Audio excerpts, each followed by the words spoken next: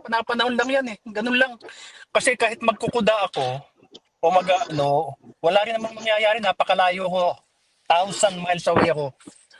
So, kung ano naman yung sinasabi mo, totoo eh. Nandiyan yung mga naka-GC natin eh.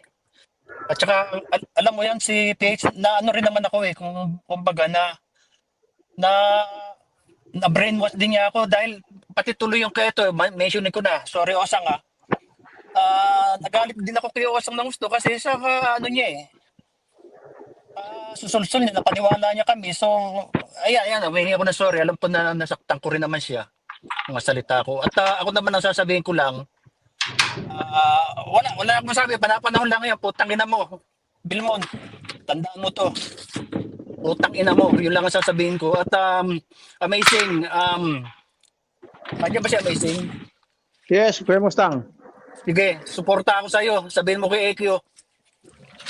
Okay? Totoo yan. Ganyan ang gusto niyang laban eh. Putang ina, nananahimik kami eh.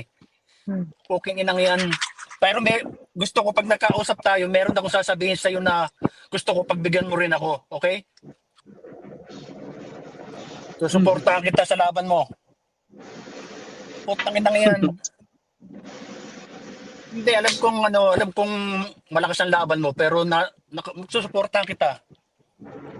Kahit kung sino man ang sumusuporta sa'yo, putang inang yan. Kuya Mustang, wala akong sinilas.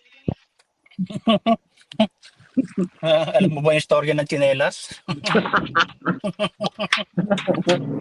Hindi, sige na, muna si Chess kasi lumabas lang ako sandali eh. Magigising ko yung mga apo ko rito eh. Bayaan mo na si Chess. Ako naman, ewan ko ba kung bakit yan puta. Napaniwala din naman ako. Hindi pa. Hindi na ba ako? Sige, ikaw.